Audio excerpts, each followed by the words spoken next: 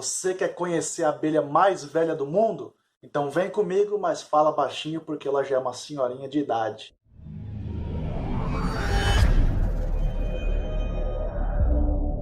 Fala galera, tudo bem com vocês? Sejam muito bem-vindos ao canal Apsologia. Eu sou Pedro Santos e hoje a minha missão é mostrar para vocês o fóssil de abelha mais antigo já descrito na ciência. Quantos anos você acha que tem essa abelha? Chuta um valor aí e vamos ver se você chega ao menos perto da idade desse indivíduo. Mas antes de falar do fóssil propriamente dito, é preciso explicar por que fóssil de inseto é tão raro de ser encontrado. Parece meio óbvio, mas você encontrar a perna de um dinossauro que tinha 14, 15 metros de altura é muito mais fácil do que você encontrar o fóssil de uma abelha que tinha 2, 3 milímetros. A segunda característica é que a composição corporal dos insetos dificulta a fossilização. Então a decomposição dos insetos é muito mais rápida, muito mais fácil que a dos mamíferos, que a dos vegetais. Esse fóssil de abelha mais antigo foi encontrado no sul da Ásia, numa região chamada Burma, que em 89 mudou de nome e o país passou a se chamar Mianmar. E o nome que os cientistas deram para esse fóssil é Melitosphex burmensis. Parece complicado, né? Mas calma que eu vou explicar e tudo vai ficar clarinho na sua mente. A primeira palavra do nome, Melitosphex, ela é quebrada em duas partes. O melito em grego quer dizer abelha melífera e o sphex quer dizer vespa. Mas por qual motivo os cientistas dariam o nome de abelha-vespa para uma abelha?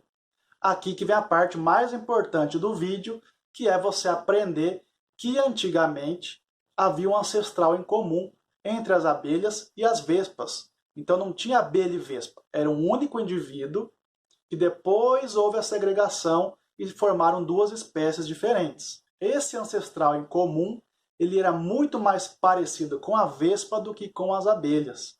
Era um animal carnívoro que vivia da predação de outros insetos, como as vespas fazem até hoje. Acontece que ao longo de milhões e milhões de anos de evolução, algumas vespas deixaram de ser predadoras e passaram a coletar os recursos proteicos nas flores, que são os grãos de pólen, que é o que as abelhas utilizam até hoje.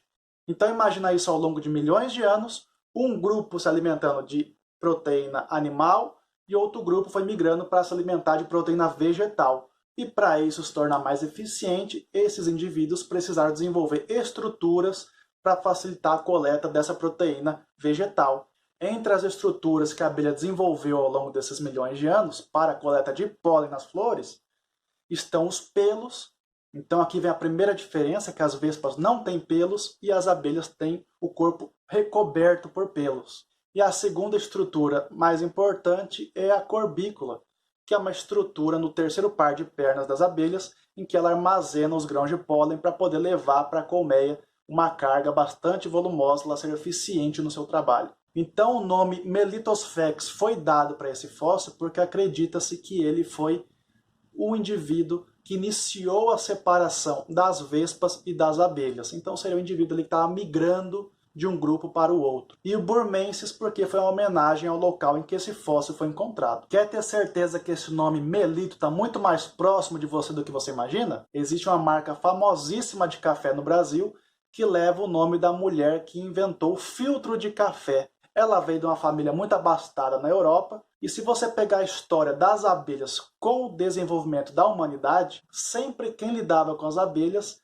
era alguém da nobreza. Então era comum antigamente o pessoal adotar o nome que fazia alguma relação com a criação de abelhas. Depois dessa, a apsologia merece um joinha, hein? Voltando ao nosso querido fóssil, as análises mostraram que provavelmente esse material encontrado ele é da metade do período Cretáceo.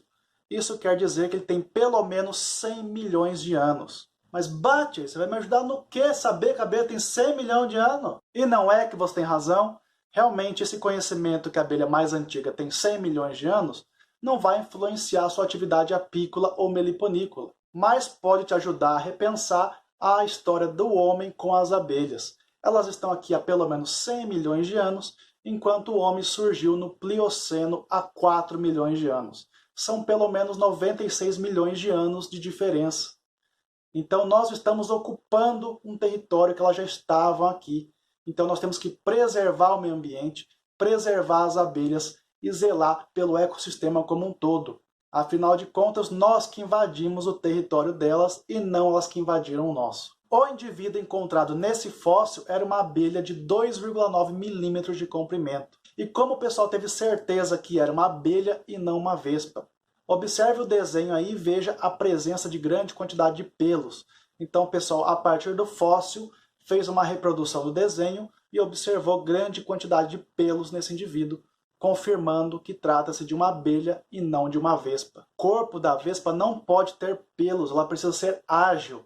Quanto mais pelos, mais atrito com o ar, mais difícil voar. Como a vespa depende do seu voo para caçar outros animais, ela precisa ser o mais esguia, o mais aerodinâmica possível, ao contrário da abelha, que não é tão aerodinâmica assim. Além disso, pela quantidade de segmentos na antena, é possível identificar que trata-se de um indivíduo macho.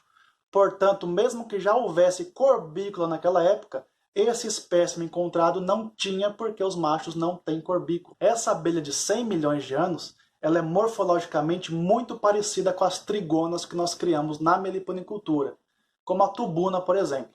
São abelhas de porte pequeno. E se você pegar 100 milhões de anos atrás, coincide o surgimento das abelhas, ou a separação das vespas e das abelhas, com o surgimento das primeiras plantas com flores, as chamadas angiospermas. Ou seja, foi uma coevolução das flores com as abelhas. Por isso que essa dependência de uma com a outra é tão grande. Se as abelhas desaparecerem, muitas flores vão deixar de existir, e vice-versa. Então, um depende do outro. E as primeiras flores que surgiram na escala evolutiva tinham um porte pequeno. Isso faz sentido, porque imagina se fosse uma abelha grande e uma flor pequena, o estrago que ela não ia fazer. Ela não ia polinizar nada e acabar matando, destruindo aquela flor. E até os dias de hoje nós temos algumas plantas que são polinizadas apenas por um único tipo de abelha. A planta depende daquela abelha e aquela abelha depende daquela flor. Se um dos dois desaparecer, consequentemente o outro tem grande probabilidade de sumir também. No vídeo de hoje era isso. Espero que você tenha gostado e tenha aprendido que as abelhas e as vespas compartilhavam um ancestral comum e esse grupo foi separado em quem comia proteína animal, quem comia proteína vegetal. Se gostou, se inscreve no canal, dá o like para ajudar esse conteúdo a chegar a mais pessoas. Até a próxima. Tchau, tchau.